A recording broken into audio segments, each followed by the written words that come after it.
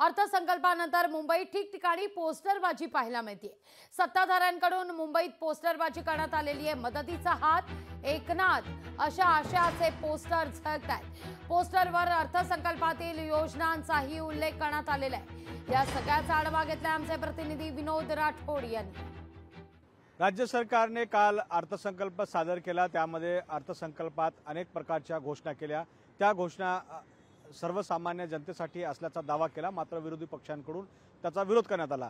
घोषणानंतर आता महायुतीचं जे सरकार आहे, राज्य सरकार आहे, त्यांनी आपले पोस्टरबाजी करायला सुरुवात केली आहे।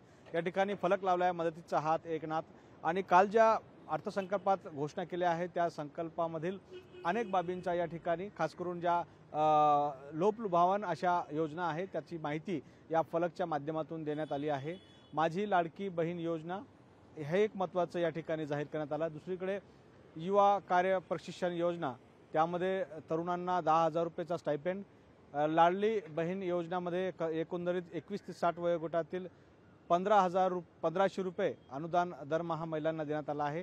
दुसरीकडे अन्नपूर्ण योजनामध्ये प्रत्येक कुटुंबाला वर्षाला 3 गॅस जे आहे ते सिलेंडर मोफत देण्याचं या ठिकाणी घोषणा केली आहे। आणि दुसरीकडे बळीराजांचाही या ठिकाणी उल्लेख करण्यात आला आहे। त्यामध्ये सुमारे 20 लाख शेतकऱ्यांचा कृषी पंपांना वीज बिल माफ केलं असल्याची या ठिकाणी घोषणा करण्यात आली होती आणि त्याचा फलक सरकारकडून लावण्यात आला आहे।